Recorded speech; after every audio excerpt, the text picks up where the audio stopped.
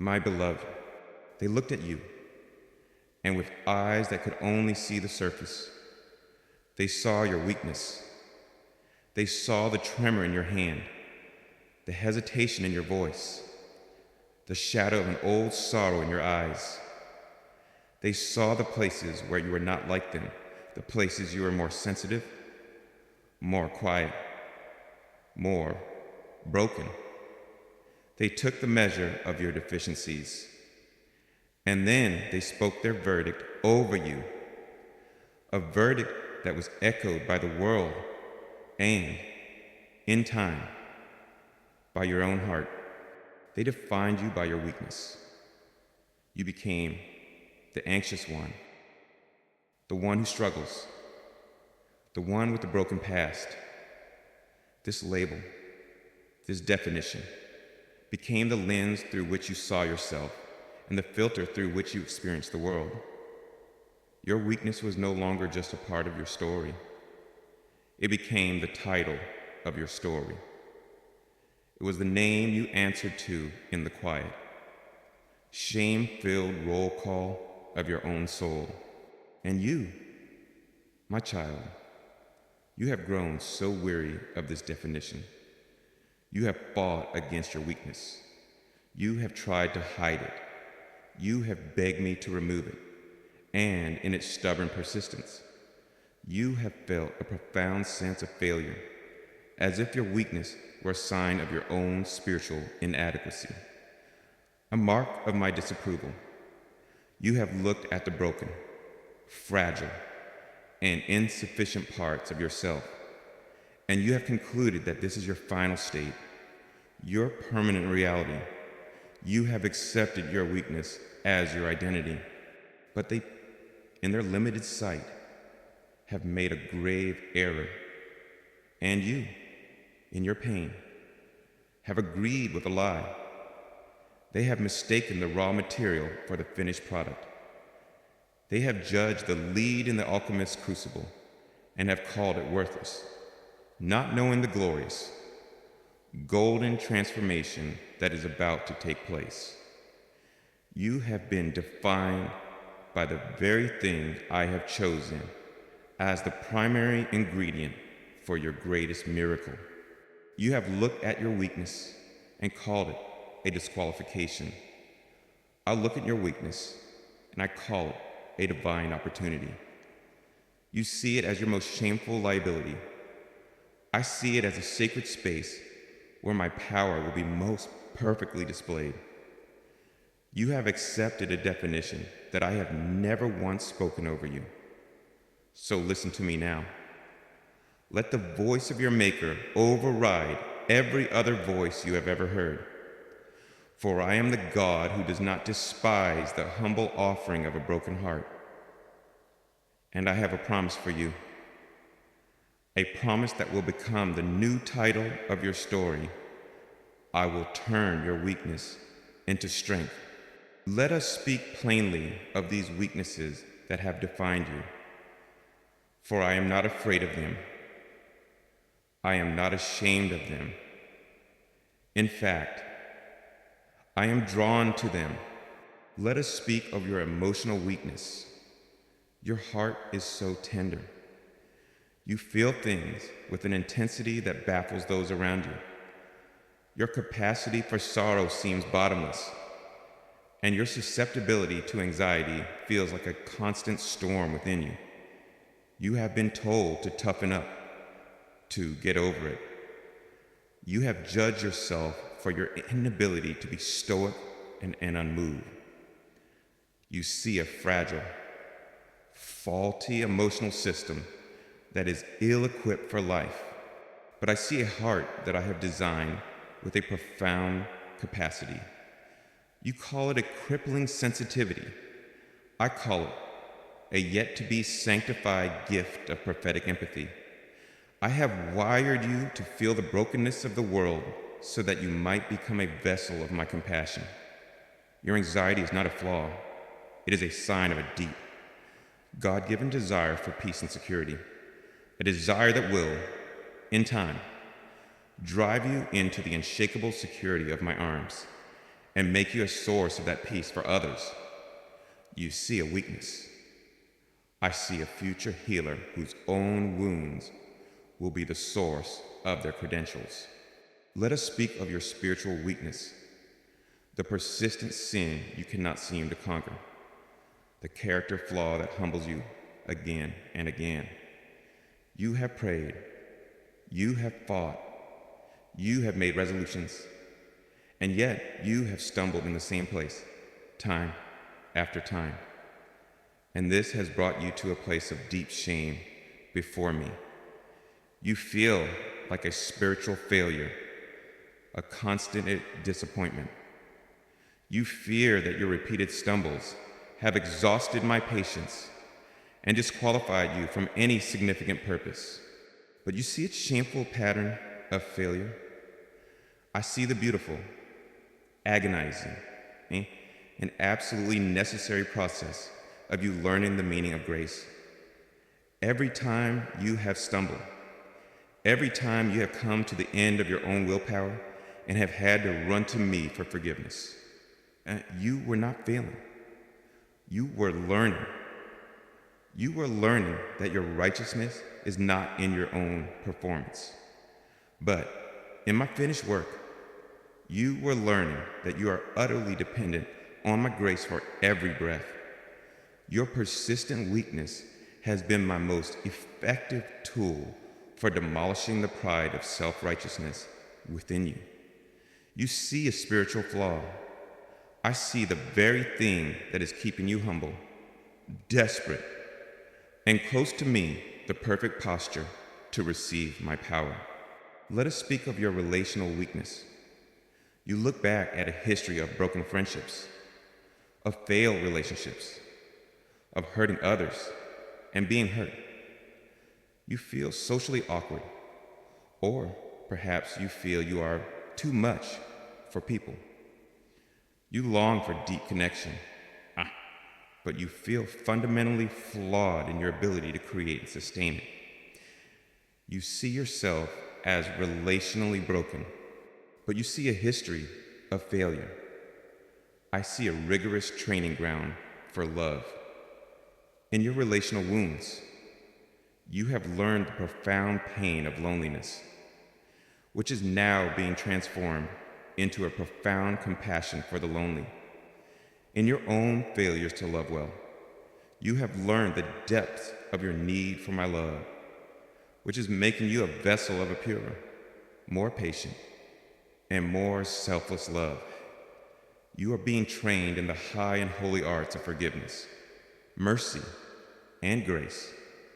You see your relational brokenness as a liability.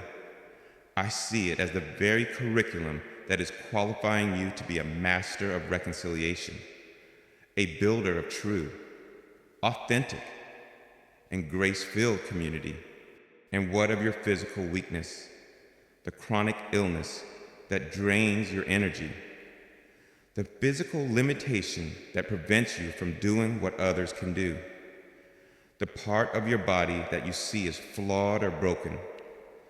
The world worships at the altar of physical perfection and strength, and you feel you have been left behind, given a faulty vessel. But you see a limitation. I see a divine filter. Your physical weakness has been my tool to protect you from the seductive trap of finding your worth in your physical abilities. It has forced you to cultivate the inner life, to find your strength in the unseen realm.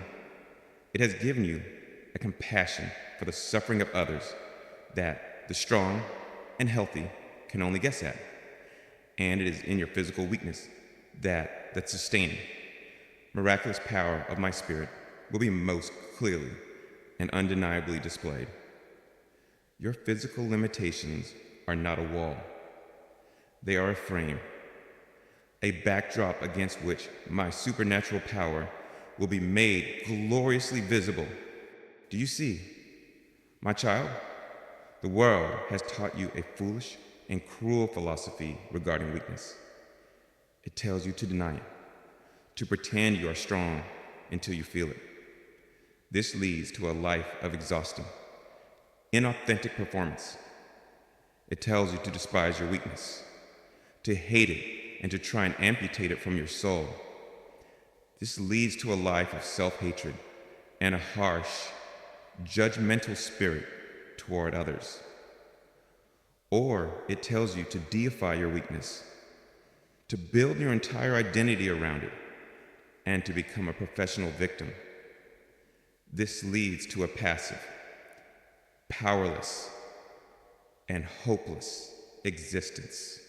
I have a different way, a better way, a way that is so contrary to the world's wisdom that it seems like foolishness. I do not ask you to deny your weakness. I ask you to acknowledge it. I do not ask you to despise your weakness. I ask you to offer it to me.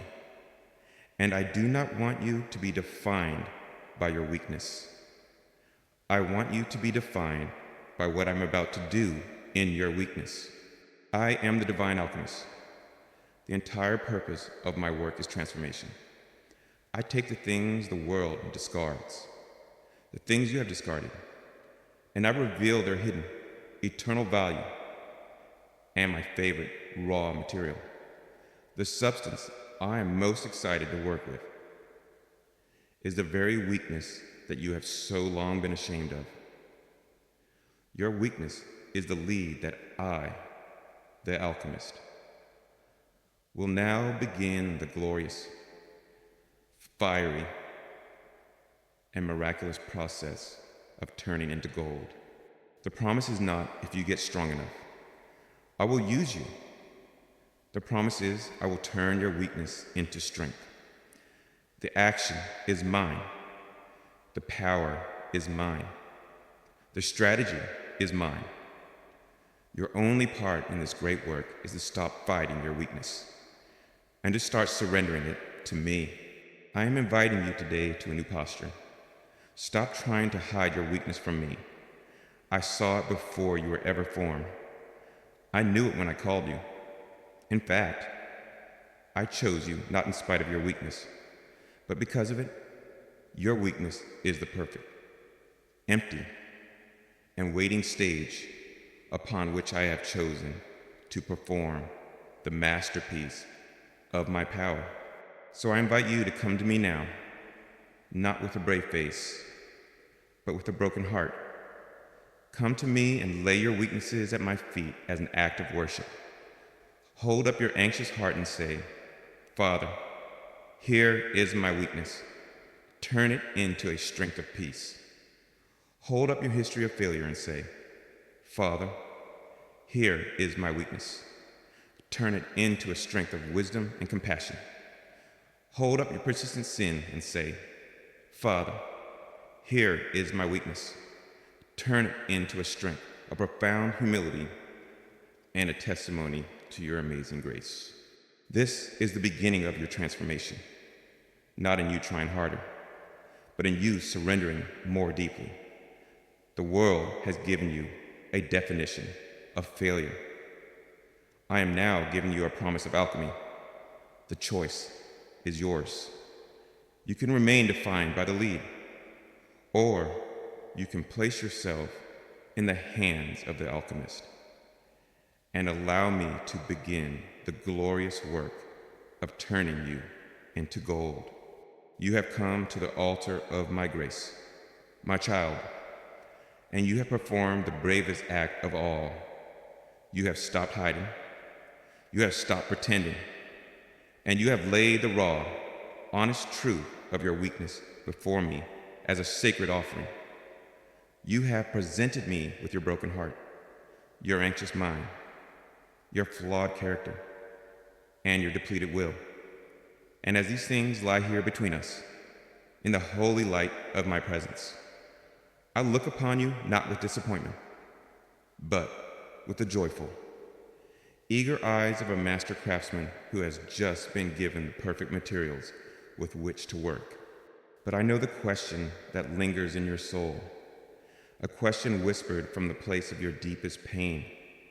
You look at the offering of your own brokenness, and you ask, My Maker, I am willing to believe that you can use this, but why was it necessary in the first place? Why did a good and powerful Creator design me with these empty, aching spaces? Why was so much of my life defined by a weakness that has caused me such shame? This is the question that separates the religion of men from the relationship with the living God. And the answer is a divine paradox that will unlock the secret to a life of true power. My child, you have always seen your weakness as a flaw in the vessel, but I, the potter, I see your weakness as its most essential and beautiful feature, its emptiness. For the purpose of a vessel is not defined by the substance of its own walls, but by its capacity to be filled. A solid block of clay, though it may be strong, is useless. It can hold nothing. It is only when the clay is hollowed out, when an emptiness is created within it, that it can fulfill its purpose. Your weakness, your emptiness, the very places where you feel you are not enough, are not your shame. They are your holy capacity for me. To understand this, you must first understand the great problem of human strength.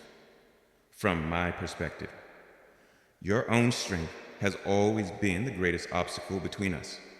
Not your sin, which my grace can cover. Not your sorrow, which my comfort can heal, but your strength, your self-reliance, your belief that you can handle your life on your own. This is the one thing that closes the door of your heart to me. Human strength is a clenched fist. It is tight, it is self-contained, and it is holding desperately onto its own meager resources. And I, your loving Father, stand before you with my hands laden with the infinite riches of my kingdom. But I cannot place my gifts into a closed fist. I have watched you for years, living with your fist clenched, proud of the few dusty coins of your own talent and willpower that you held within. And my heart has ached, for I have longed to give you the diamonds and the gold of my own spirit, but I could not. I had to wait.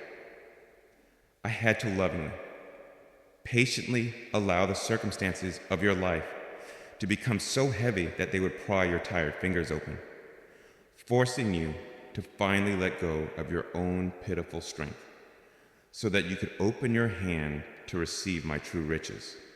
The trials that broke your strength were the answer to my own prayer. They were the tools I used to open your hand.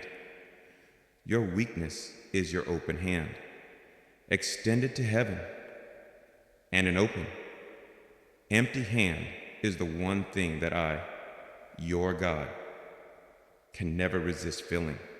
Think of your weakness as the socket for my power.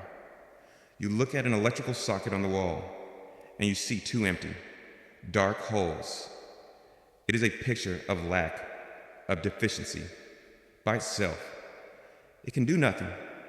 It generates no power, but its very emptiness, its specific shape of not having, is what makes it a point of connection.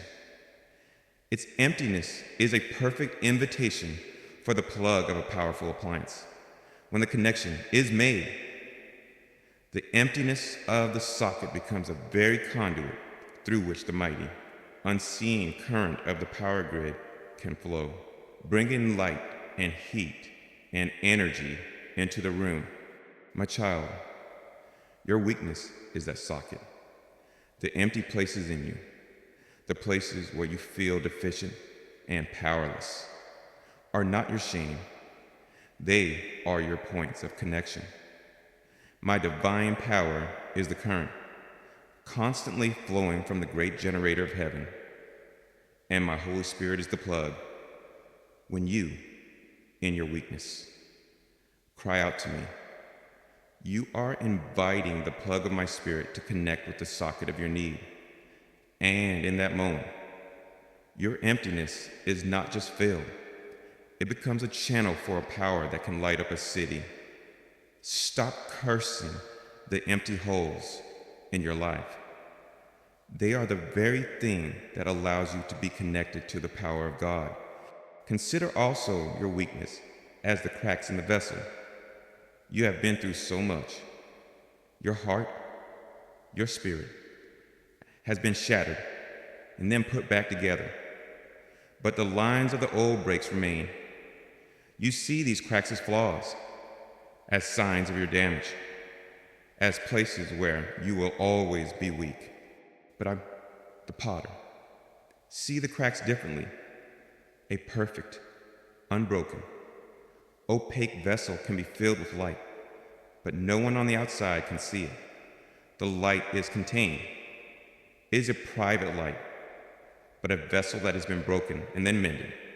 A vessel that is filled with cracks and then filled with the light eye. That is a vessel of a different kind, for the light does not remain contained.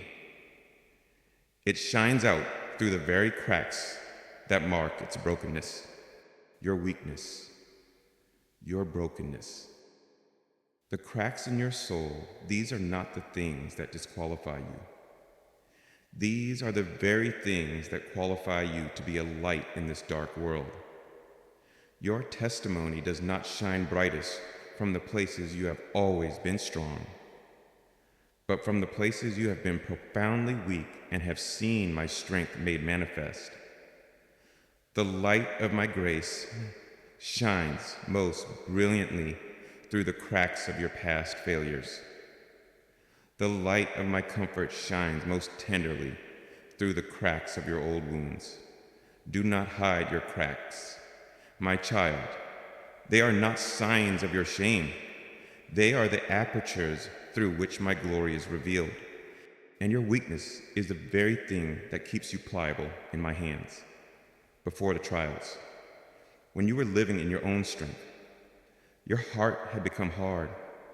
You were a finished pot, fired in the kiln of your own success, rigid in your own opinions and plans. I, the potter, could not reshape you. To try and do so would have been to shatter you. And so, in my mercy, I allowed the shattering. I allowed your strength to fail, your plans to crumble, your hardness to break. It was a painful, agonizing process, but it returned you to what you were always meant to be: soft, pliable clay in the hands of your Maker.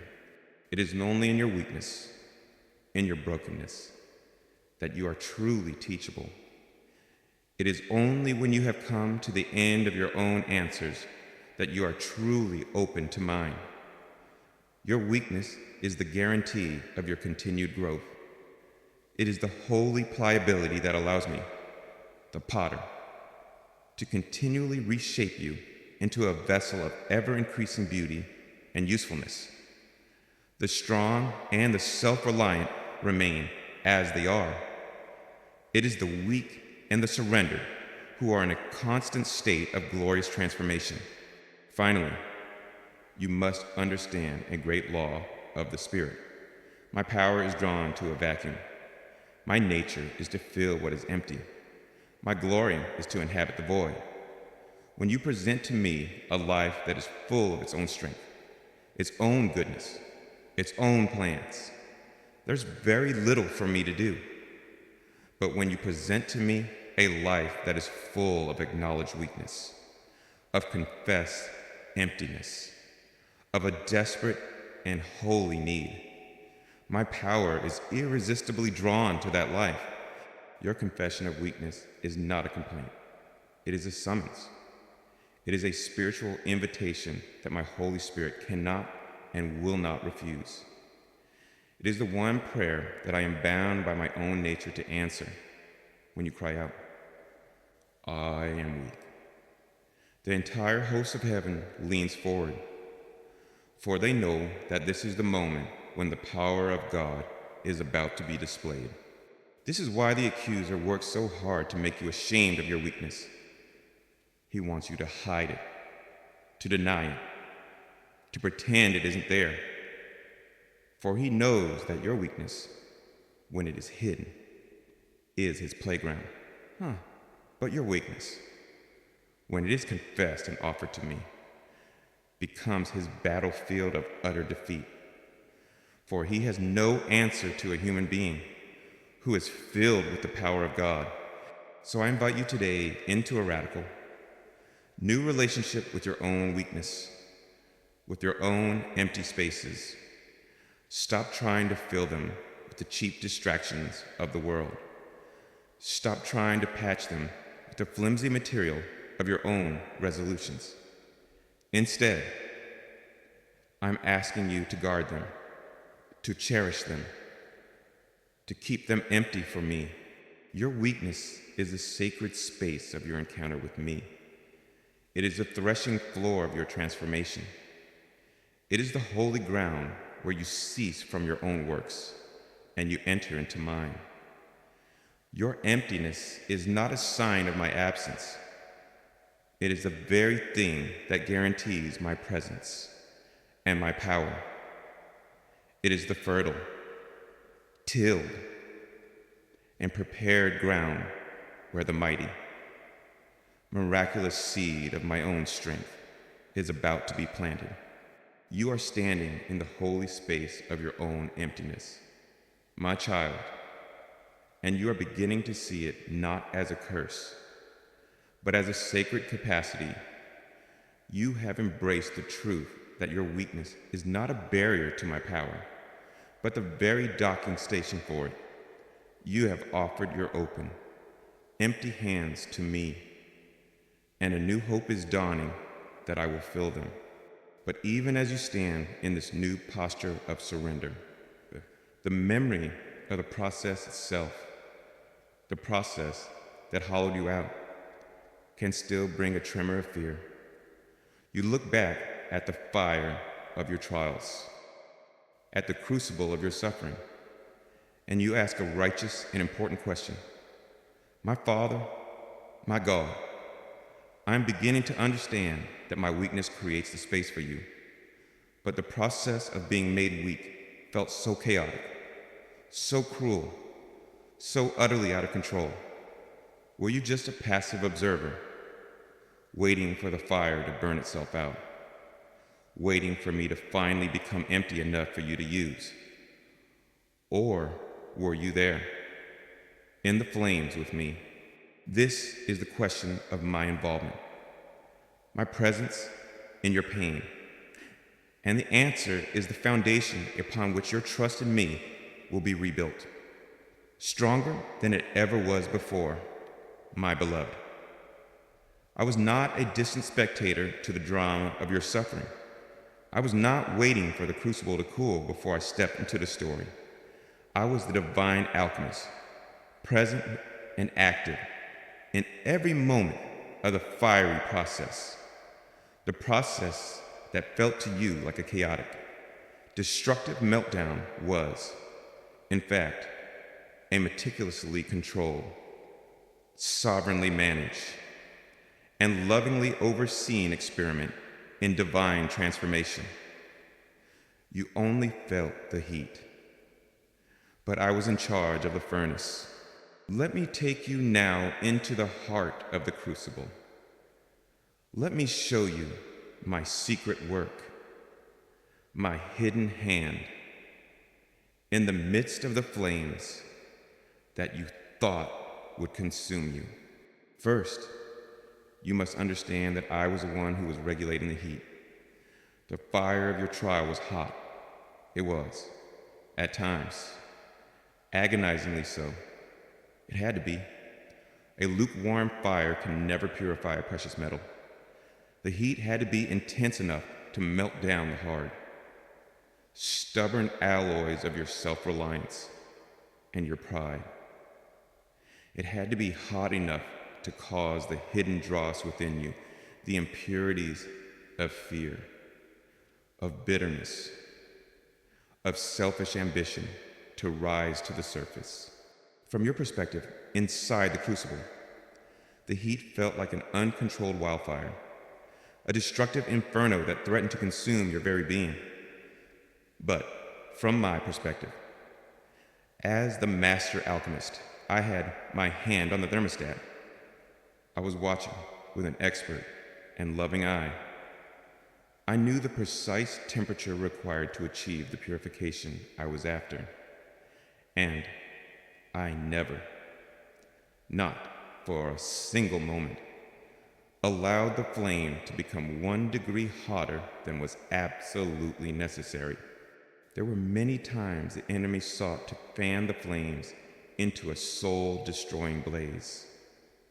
There were moments you were so close to the edge of your endurance that you thought you would be vaporized. But in those very moments, my unseen hand was adjusting the bellows, reducing the flow of oxygen, shielding you from the worst of the heat. The fact that you have survived the fire, that you were not consumed by it, is the irrefutable proof that the alchemist was in control of the furnace. The heat that you felt was not a sign of my anger. It was a sign of my intense, focused, and purposeful love. A love that is committed to your ultimate purity, no matter the temporary cost. Next, you must know that I was not just managing the fire. I was secretly adding divine ingredients into the crucible with you. An alchemist knows that heat alone is not always enough to transform one substance into another. Sometimes, other elements, catalysts, must be added to the mixture to facilitate the change.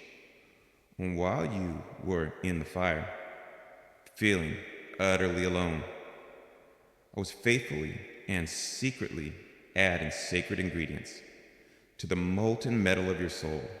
I added the ingredient of supernatural grace. This was the mysterious, unexplainable endurance that you found within yourself on your worst days. It was the ability to take one more step when you were certain you had nothing left. That was not your own strength. That was a measure of my grace that I secretly mixed into the crucible of your being. A divine alloy that kept you from completely melting down. I added the ingredient of unquenchable hope in your darkest, most despairing night.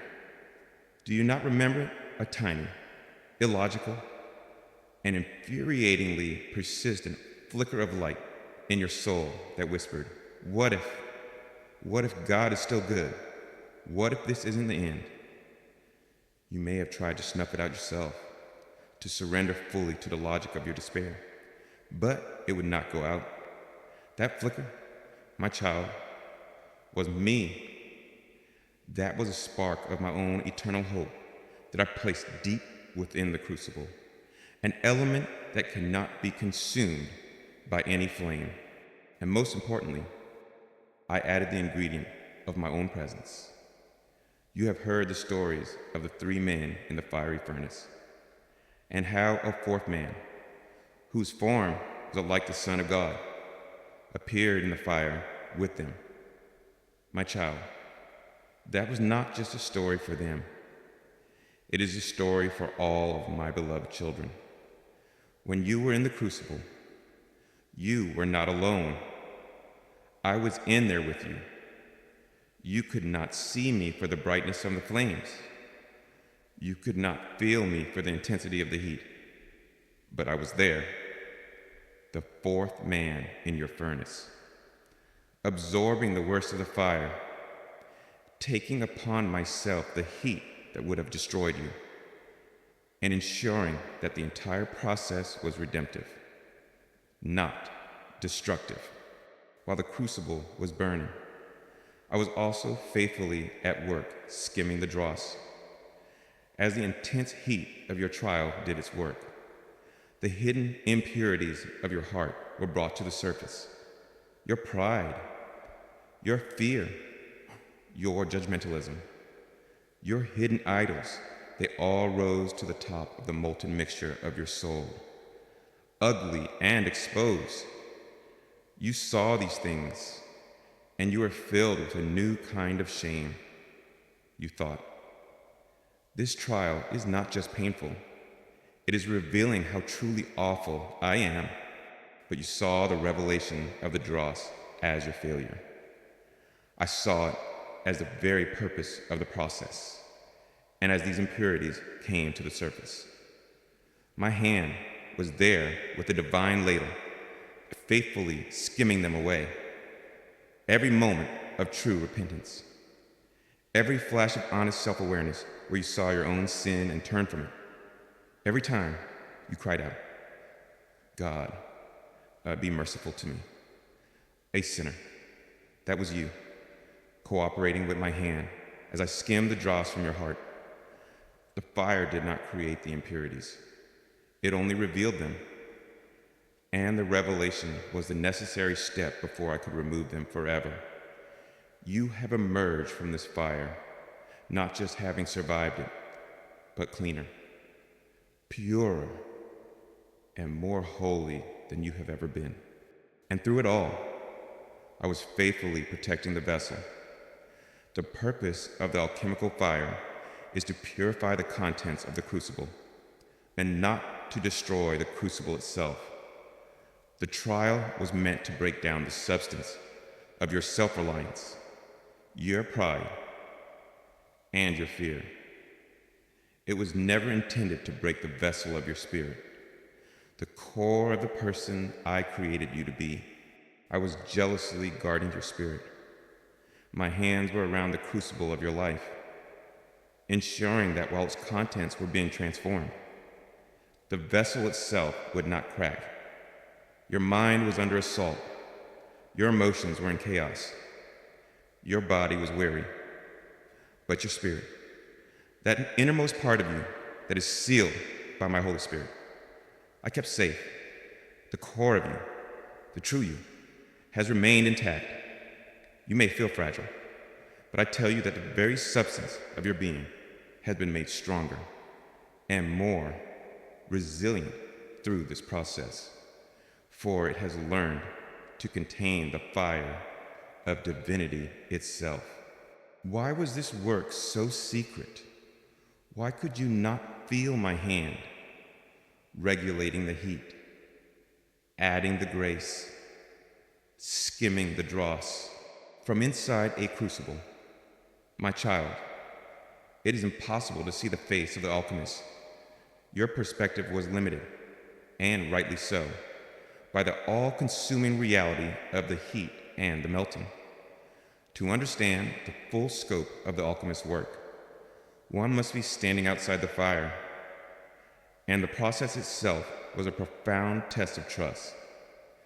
I was asking you to trust the skill of the alchemist, even when the process felt like nothing but random, meaningless destruction. If I had explained every step, if you had seen my every move, it would not have been a surrender of faith. It would have been a mere intellectual agreement. The hiddenness of my work was essential for the perfection of your trust. So I invite you now to look back at the fiery furnace of your recent past. Look back not with the post-traumatic fear of a victim, but with the new, reverent understanding of an apprentice. You were not in a random wildfire. You were in my sacred laboratory. You were not being destroyed. You were being purified. And I have glorious news for you. The most intense heat of this particular process is now over. The breaking down is complete. The base metals of your own strength and understanding have been melted. The impurities have been skimmed away. The divine ingredients have been added. And now, the crucible is being lifted from the flame. The season of cooling, of solidifying, of being poured into a new and glorious mold is at hand. You have endured the alchemy. Now begins the great transmutation. The crucible has cooled, my beloved. The intense, purifying fire of your trial has subsided, and a holy quiet now settles in the workshop of your soul. The agonizing process of melting down, of breaking apart, of surrendering the very substance of your self-reliance is complete. The dross of your pride and your fear has been skimmed away. The divine ingredients of my grace and my presence have been added to the mixture. And while you were in the darkness of the fire, unaware, I have taken the purified, molten substance of your being, and I have poured it into a new and glorious mold. The season of breaking down is over. The season of the great unveiling has begun. This is the moment the alchemist has been waiting for. It is the moment of transmutation. It is the divine, miraculous, and irreversible turning. Today, it's I, the Lord your God, the divine alchemist of your soul, declare that the long and painful work is complete. The lead of your weakness has been turned into the pure, radiant, and priceless gold of my strength. You stand now, hesitant, at the threshold of this new reality. You still feel like the person who went into the fire. You are still so intimately acquainted with the memory of your own weakness that you can't yet see the new substance of your being. You look at yourself and you still see the lead. But I'm here to tell you what I see. I'm here to announce the great transmutation, to declare that the very thing you once considered your greatest weakness has now been miraculously and powerfully revealed as your greatest and most unique strength. Your weakness has become your superpower. Let us return to the very deficiencies that once defined you, and let us behold what they have now become in the glorious afterglow of the alchemical fire. You brought me your emotionally weak and tender heart, a heart you saw as too sensitive, too anxious, too easily broken for this world. It was a heart that felt like a liability, a constant source of pain. But in the crucible, I did not harden your heart. I purified it. The fire burned away the fear that was masquerading as sensitivity. It burned away the self-pity that was clinging to your compassion. And what has emerged is not a hard heart, but a holy one. Your weakness of anxiety, having been emptied of all self-trust and filled with the quiet confidence of my spirit, has been transmuted into a supernatural gift of divine peace. You, who were once the most anxious person in the room, will now become the calm in the storm. People who are spinning in the chaos of their own fear will be inexplicably drawn to you, for you will carry an atmosphere of shalom, a peace that surpasses all understanding. They will not know why, but they will feel safer in your presence. Your greatest battle has now become your greatest gift to a fearful world. And your sensitivity, your tender heart that felt everything so deeply, it has been transmuted into a profound and powerful anointing of empathy. You are now a master healer because you know the precise texture of grief, the exact weight of shame. You can minister to the broken with a credibility that the strong can only envy. You will know what to say, and more importantly, when to say nothing at all. Your heart, once your greatest vulnerability, is now your most potent weapon of healing and restoration. They saw a weak heart. I have made you a heart healer. You brought me your spiritually weak character, the persistent sin that brought you such shame. You saw it as your permanent disqualification, You believed it was the one thing that proved you were a spiritual failure. But in the fire, as you were forced to return to me again and again for grace, something miraculous happened. Your pride was ground into a fine dust. Your self-righteousness was utterly consumed. And what has emerged from the ashes of your moral failure is the pure, unshakable, and beautiful strength of humility. And in my kingdom, humility is the prerequisite for all true authority, because you are so profoundly aware of your own need for grace. You can now be a steward of my grace to others. Your weakness in this area has been transmuted into a profound authority of grace. You will now be able to speak to other sinners, to those trapped in the same struggles you have known, not with the harsh, condescending tone of a judge, but with the gentle, loving, and powerful voice of a fellow sinner who has been saved by a magnificent grace. Your greatest failure has become your most compelling sermon. Your deepest shame has become the source of your greatest ministry.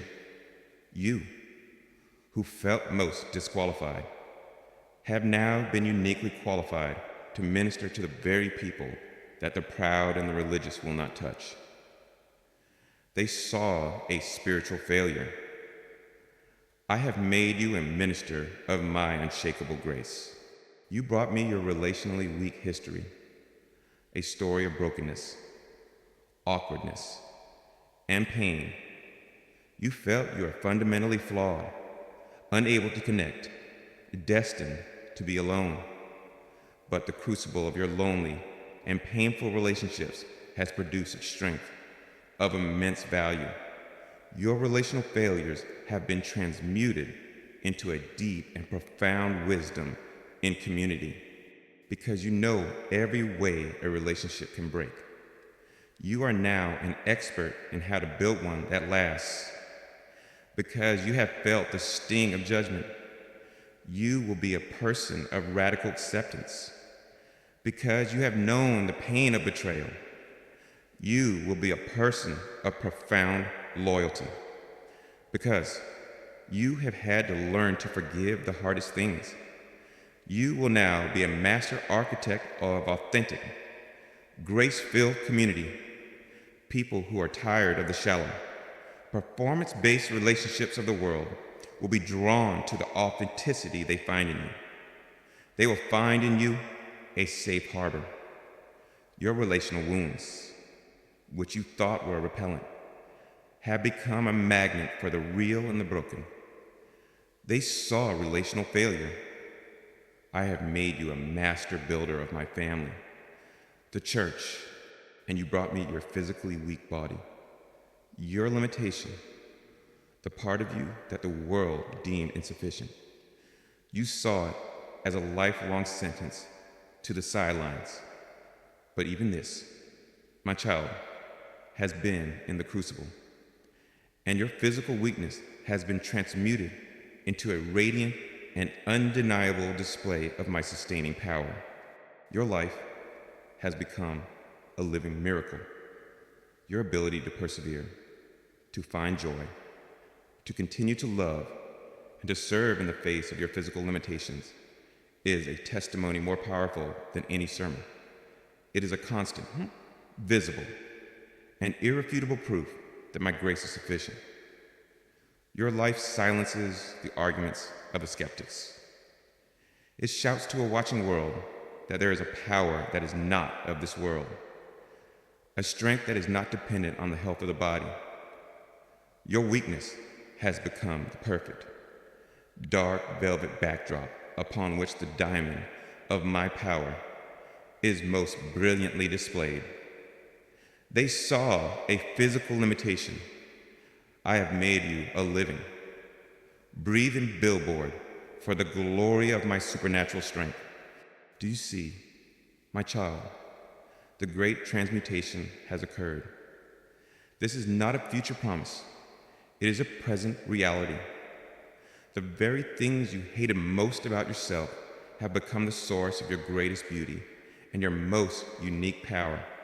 This new strength, born from your old weakness, is a very special kind of strength.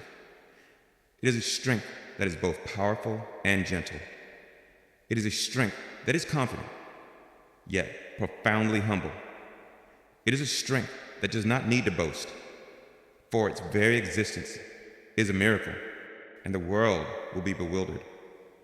They who define you by your lead will not be able to comprehend the goal they now see. They will see the once anxious you, now walking in peace. And they will not understand. They will see the once broken you, now healing others. And they will be baffled. They will see the once failed you, now walking in a quiet wisdom and authority. And it will shatter their categories. Your very life will become a glorious and beautiful puzzle to them. A puzzle whose only solution is the existence of a God who can do the impossible. So I commission you today to walk in this new reality. The transmutation is complete. Stop seeing yourself through the old lens of your weakness when you look in the mirror. Ask me to show you the gold. Ask me to show you the new strength that has been forged in the fire. It is time to embrace your new, paradoxical, and powerful identity. You are the living proof that I can take any weakness, any failure, any brokenness, and turn it into a magnificent and world-changing strength. The great transmutation has been declared. You have stepped out of the alchemical fire, and the very substance of your being has been changed. Where there was the heavy, dull lead of your weakness, there's now the soft, radiant glow of my gold. The defining characteristic of your life is no longer your insufficiency, but my all-sufficiency made manifest in you. You stand in this new reality, and it is a place of wonder, of miracle, of a power you are only just beginning to comprehend. But I know the new set of questions that now arise in your heart. You feel this new strength stirring within you, but it feels foreign, unfamiliar. Yes, it is like wearing a new and glorious suit of armor that you have not yet learned how to move in. It feels powerful, but also strange and a little frightening. And you ask, with the sincerity of a new graduate, "My Lord, my alchemist, I feel this new strength, but how do I walk in it? How do I use this power without becoming proud? How do I wield this strength without hurting myself or others? How do I live as this new, strong person when my soul still has the muscle memory of being so weak?" This is the question of stewardship. For I have not given you this great and precious gift to be used carelessly. A great power requires a great wisdom. And the strength that is born from weakness must be stewarded with a profound and constant humility. You have learned the miracle of the transformation. Now, you must learn the art of walking in it. You must learn how to steward your new strength. First, you must understand that the strength I have given you is utterly different from the world's concept of power. To understand how to use your new strength, we must first dismantle the world's broken models of it. The world sees strength as domination. It is the power to win an argument, to be right, to control a room, to build a personal kingdom. It is a competitive strength, one that asserts itself by making others smaller. To wield this kind of strength is to leave a trail of bruised and broken people in your wake. The world also sees strength as a mask. It is a facade of perfection, a carefully constructed image of having it all together. This kind of strength is terrified of vulnerability. It uses its power to hide its remaining weaknesses, its fears, and its insecurities. It is an exhausting, inauthentic performance, and it creates a profound sense of isolation for the one who wears the mask. And the world, when it possesses strength, is always tempted to turn it into an idol. It begins to worship its own power, to trust in its own abilities, to believe it owes the source of its own success. This is the path of self-reliance, the very thing I worked so hard to deliver you from in the crucible. It is the path that leads back to the brittle. Human strength that shatters under pressure. My child, the strength I have given you is not for dominating, not for masking, and not for idolizing. It is a holy thing, a sacred trust, and it must be stewarded with a new set of practices, the practices of a wise and humble heir. The first and most foundational practice is the practice of humble acknowledgement. Every single morning, before you step into your day, you must begin by remembering the source of your new strength. You must come to me, not as a powerful being, but as a weak and empty vessel you have learned that you are. And you must pray a simple, anchoring prayer. Father, the strength I will walk in today is not my own. It is yours. It was born from my weakness and purchased by your grace. Keep me humble today. Keep me dependent on you today. Let me never forget where this power comes from. This daily act of acknowledging the source is not a ritual of self-deprecation. It is a ritual of truth. It is the act that keeps your heart soft and your spirit connected to me, your true power supply. Pride is the corrosion that will block the flow of my power in your life. This daily practice of humility is the spiritual discipline that keeps the channel clear. Next, you must learn the practice of gentle application. The strength of the world is a sledgehammer, loud and destructive. The strength I have given you is a surgeon's scalpel. It is infinitely powerful, but it is designed for healing, for precision, for restoration. You must learn to wield it with a profound gentleness. The strength that was born from your own empathy must be used with empathy. When you use your new, wise counsel to speak into another's life, you must do so not with the force of a battering ram, but with the gentle touch of a physician setting a broken bone.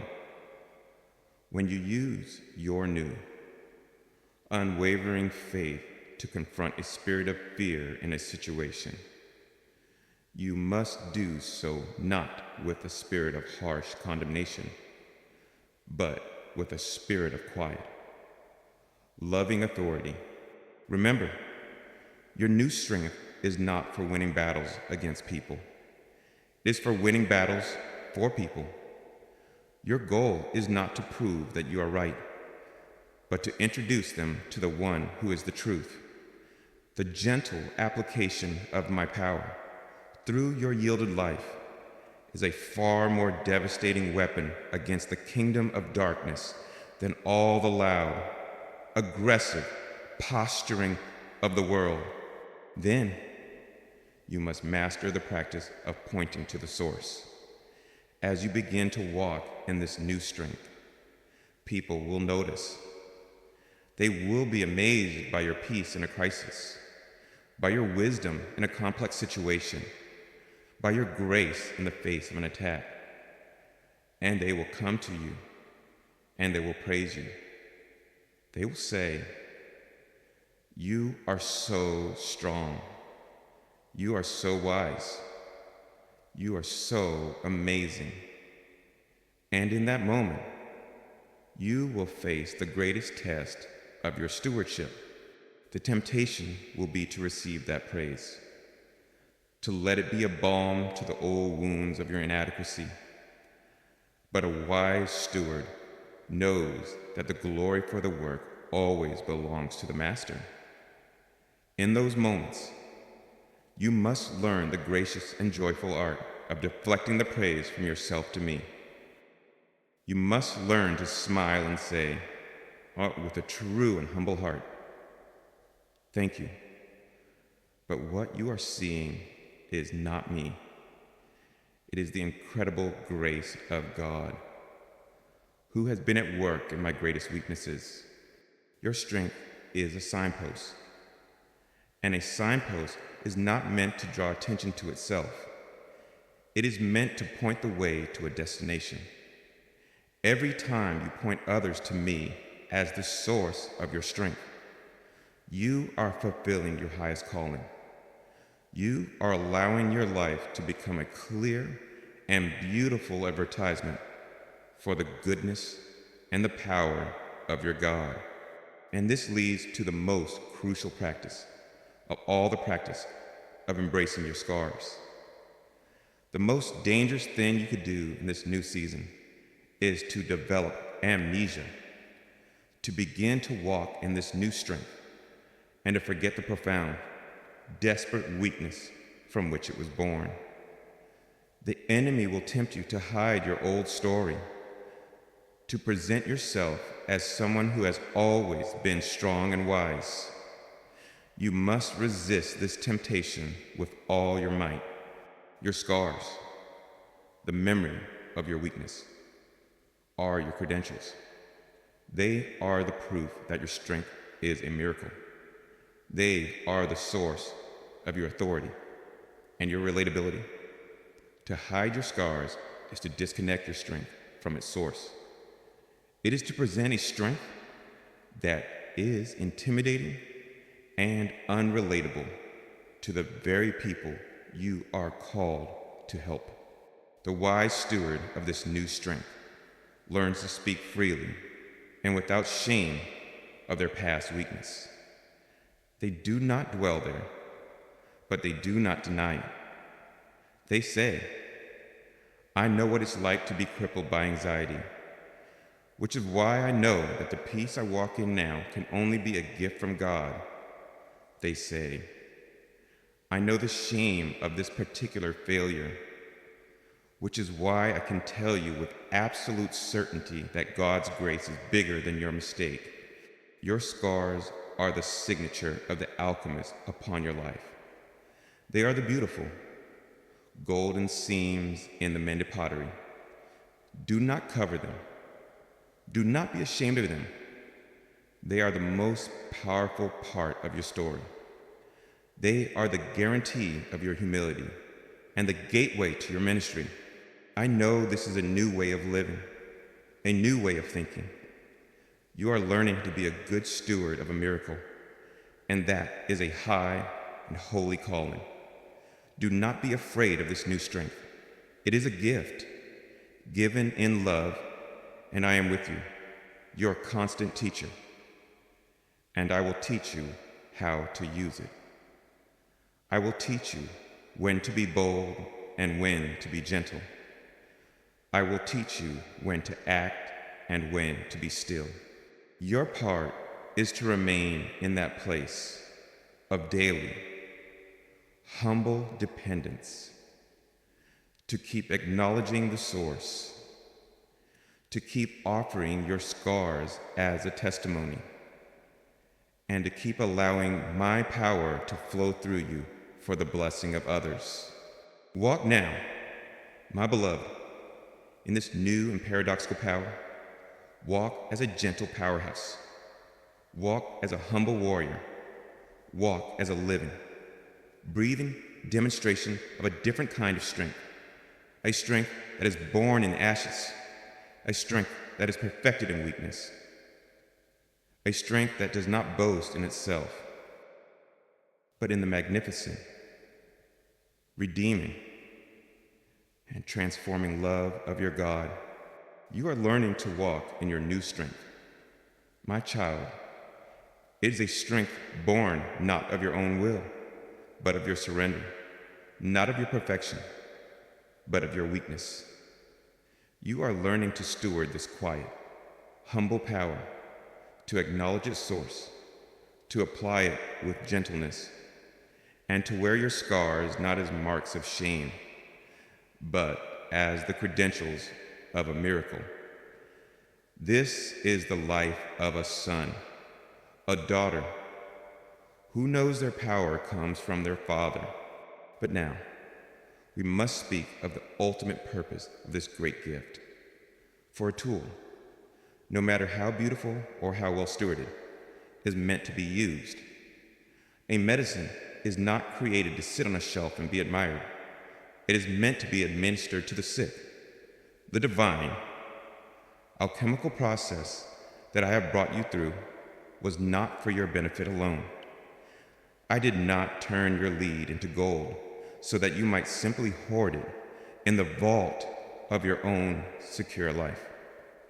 I turned your lead into gold so that you might have a great treasure to spend on behalf of the poor in spirit, the brokenhearted, and the ones who are still trapped in the very weakness from which you have been delivered.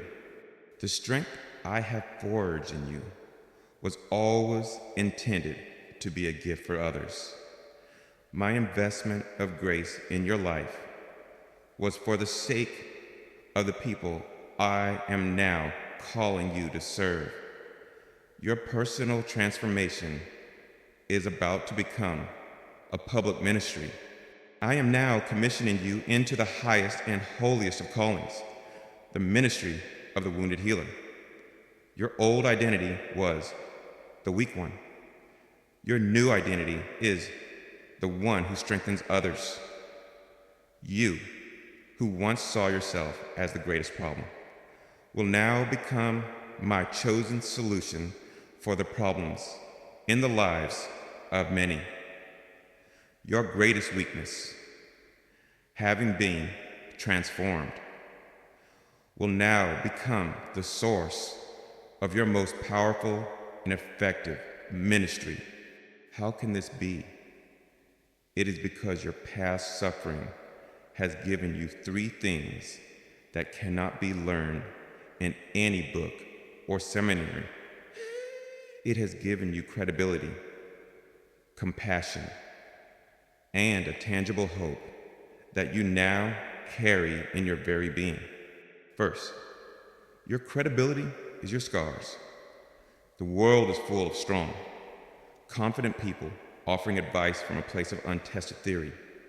They stand on the safe, dry shore and shout instructions to those who are drowning in the sea, but their words often ring hollow, for they have never known the terror of the deep waters themselves.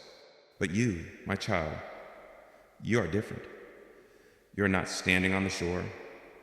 You have been in the deep. You have felt the water fill your lungs. You know the taste of the salt and the despair.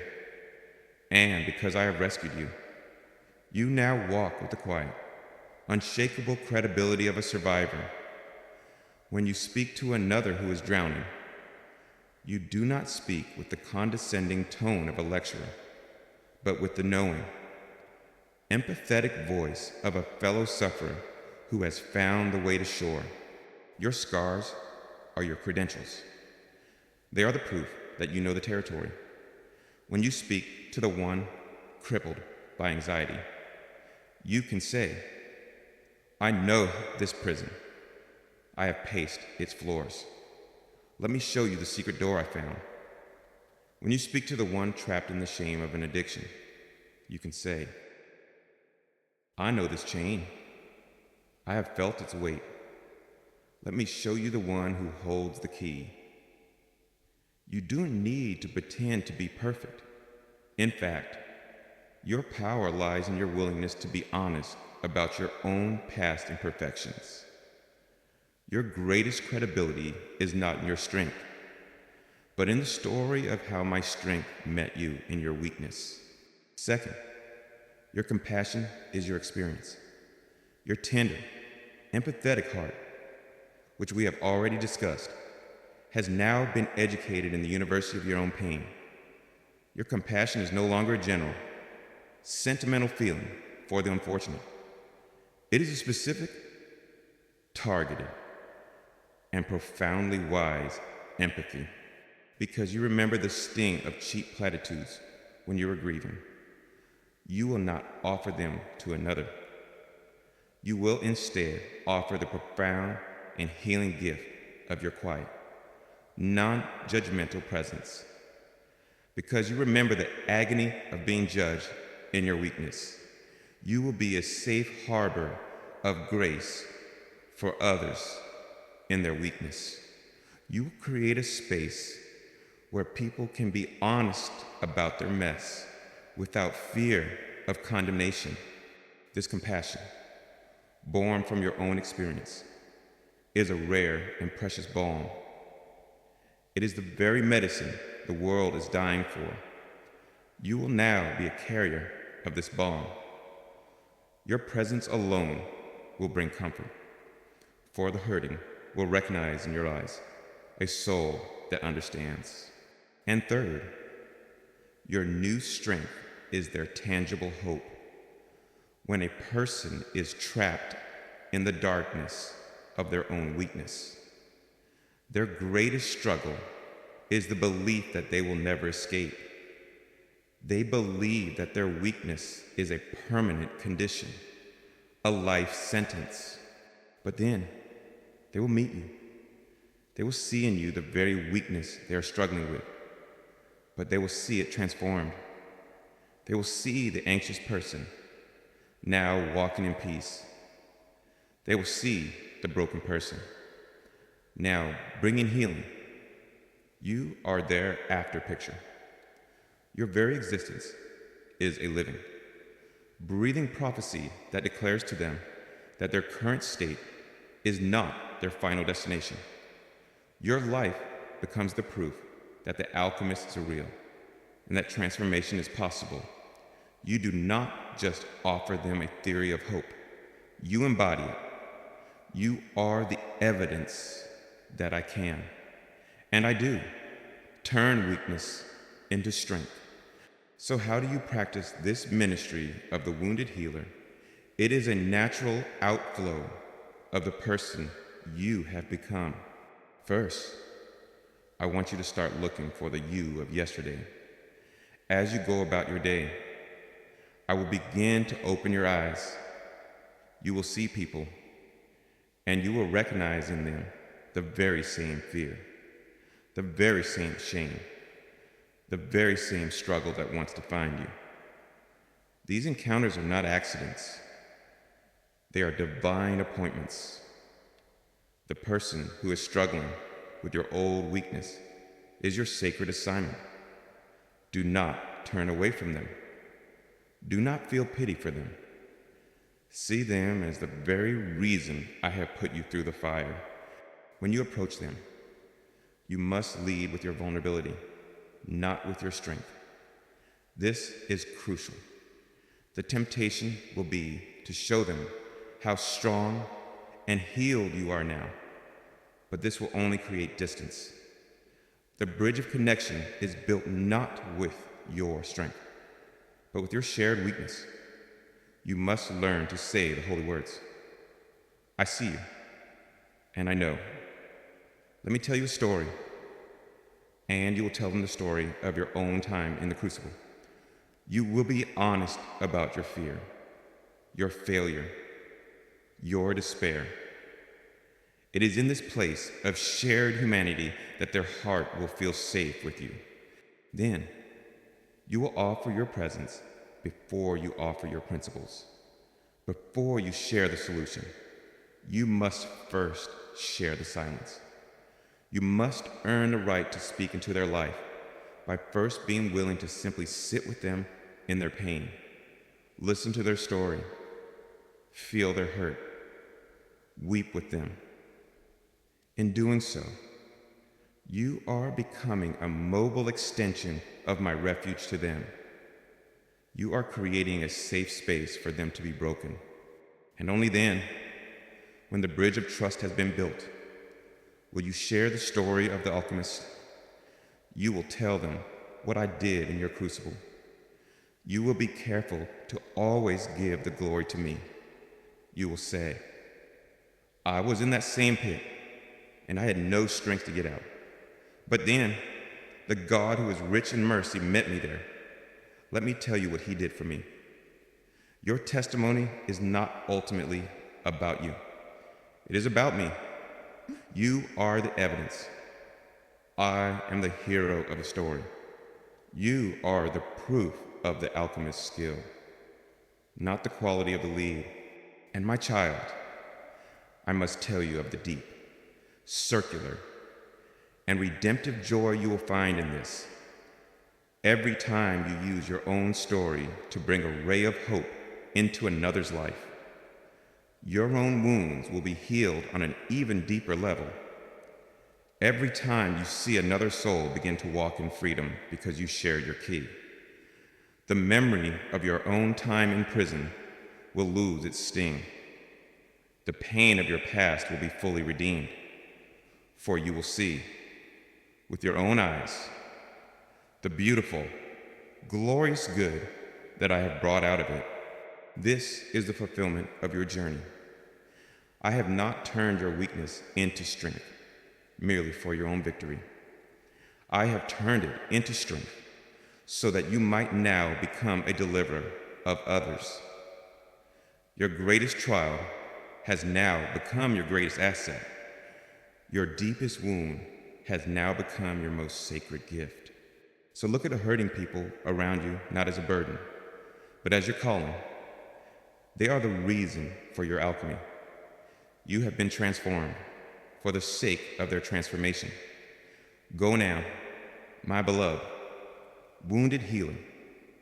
Be the strong place for the weak, the hopeful voice for the hopeless, the living proof to all the world that there is no weakness so profound that I cannot turn it into a glorious and world-changing strength.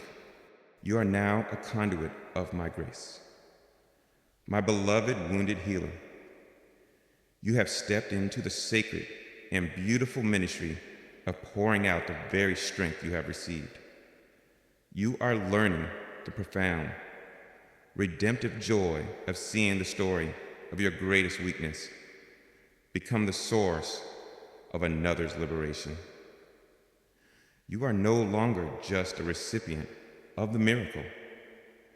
You are a participant in its multiplication. But as you walk in this new and purposeful life, we must look to the final horizon. We must speak of the ultimate and eternal significance of this great alchemical work that I have performed in you. For the story of your transformation does not end when your earthly ministry is complete. The beauty that has been forged in you is not a temporary thing, destined to fade with your last breath. The strength that was born from your weakness is an eternal substance, and the story of its creation will be told and celebrated in the courts of heaven forever. The world builds its monuments from the strength of men from marble and granite and bronze. It celebrates the victors, the conquerors, the self-made. But these monuments, as impressive as they may seem, will all one day crumble to dust. In my kingdom, I build my eternal monuments from a different material altogether. I build them from the redeemed weakness of my children. Your life, this glorious testament to my power made perfect in your weakness, is a monument I am building that will never decay. It is a trophy of my grace that I will proudly display for all eternity. I want you to envision the great halls of eternity. There will be sagas sung, stories told of the heroes of the faith, and your story will be among them. It will be one of the great epics of heaven, a song sung by the redeemed. It will not be a song that glosses over your struggle. No, it will be a song that glories in it. It will tell of the deep darkness of your weakness. It will tell of the fire of the crucible. It will tell of your surrender. And then the chorus of this song will be a thunderous, joyful celebration of the miraculous. Alchemical power of my love that took your leaden weakness and turned it into purest gold. Your story will be an eternal anthem of hope, a song that will remind the saints forever that no one is beyond the reach of my transforming grace. And the angels, those mighty and glorious beings who have never known the sting of weakness or the triumph of redemption, they will be your eternal students. They will gather around you in wonder. They will study the tapestry of your life, marveling at the divine artistry that could weave such profound strength from such fragile threads. Your life is an object lesson for them in the deepest mysteries of my character. Through you, they will learn the meaning of grace, and through your story, they will behold the multifaceted wisdom and the relentless, redeeming love of their God. You, in your redeemed humanity, will be an eternal source of wonder to the hosts of heaven. And in a way that is most precious to my own heart, your life will become a radiant and unique jewel in my own crown. Every soul that I redeem brings me glory, but there's a special, profound glory that I receive from a life that so perfectly demonstrates my signature work, turning weakness into strength. Your story, your specific transformation, will shine with a color and a light that is utterly unique. You are not just one of my many trophies.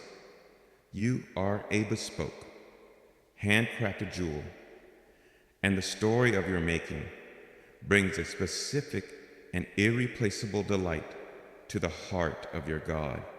And what of the accuser, the one whose primary strategy was to use your weakness to shame you, to condemn you, and to accuse me of being a poor and powerless God in eternity? Your very existence will be his final and eternal silencing. The story of your life will be the final, irrefutable evidence entered into the courts of heaven when he rises to accuse another struggling soul, pointing to their weakness. The angelic hosts will simply point to you. They will say, "Look at this one. Look at the weakness from which they came, and behold the magnificent strength they now walk in." The case is closed. Our God is a God who turns weakness into strength. Your life becomes an eternal legal precedent for the power of my grace. And on that day, the day you transition from this life to the next, you will not enter the gates of heaven with your head bowed in the memory of your old shame. You will enter as a celebrated and honored warrior. You will be welcomed home with a victor's welcome. And you will not be honored for your own strength or your own perfection. You will be honored for your beautiful weakness. For it was in that weakness that you learned to trust me so completely. You will be honored for your surrender. You will be honored for being a vessel that so perfectly displayed the magnificence of my power. And your scars, the ones you tried so hard to hide on earth, will be seen by all of heaven as your medals of honor, the beautiful, golden proof of the great alchemical work I have done in you. And in that new land, in your resurrected and glorified body, the dynamic of weakness and strength will be gloriously resolved. The struggle will be over. The ache of your old weaknesses will be a distant memory. You will be given a new form, a new being. that is no longer susceptible to decay, to fear, or to failure. You will be strong, not by a constant infusion into your weakness, but by a perfect and unending union with me, the source of all strength. It will be an effortless, joyful, and eternal state of being, a life of unending power wielded in perfect love. This, my beloved, is the final chapter of your story. This is the eternal significance of your painful journey. It was not a meaningless detour. It was the forging of an eternal treasure. It was the writing of an eternal song. It was the creation of an eternal monument to my grace. So how shall you live now? In the light of this eternal truth, you shall live with a profound sense of freedom and of purpose. You can be completely and utterly unashamed of your past and even your present weaknesses, for you know that they are not your shame. They are the very foundation of your eternal glory. You can walk with a new kind of confidence, not in yourself, but in the skill of the alchemist who is at work in you. You can pour yourself out for others, giving away the strength you have received, knowing that you are participating in a story that has eternal significance. The healing you bring to others is not a temporary fix. It is an echo of an eternal redemption. Your life is not just a struggle to be endured. It is a trophy of grace in the making, and its beauty will be admired for all time. So go now, my child, live out the remaining chapters of your earthly story with this eternal perspective. Let every stumble be an opportunity to receive my grace. Let every moment of weakness be an invitation for my strength. And let your whole life become the beautiful, compelling, and undeniable story of a God whose greatest joy is to take the most humble of materials and transform them into a masterpiece of his own magnificent strength. And now, my golden one, my beautiful work of art, let the great and glorious scope of eternity recede. Let the high calling of your ministry grow quiet. And for this moment, let us simply be together. Come and rest. The fire of the crucible is a distant memory. The work of the alchemist is complete for today. I'll look at you now, not as lead, not as a work in progress, but as the beautiful, radiant, and strong creation you have become. I am not looking at your remaining flaws. I am looking at the goal. I am looking at the way the light of my spirit shines in you. Let my delight in you be your peace. Let my pride in you be your rest. You have worried for so long that your weakness was a disappointment to me. My child, it has been the very stage for my greatest glory in your life. It has been the source of our deepest intimacy. It has been the black velvet upon which I have displayed the diamond of my grace. You are my beloved, and I am so very proud of the beautiful, strong, and compassionate person you are becoming as you partner with me. Lay your head down now. The alchemist is watching over his treasure. You are safe. You are valued, and you are deeply, completely, and eternally loved. Rest now.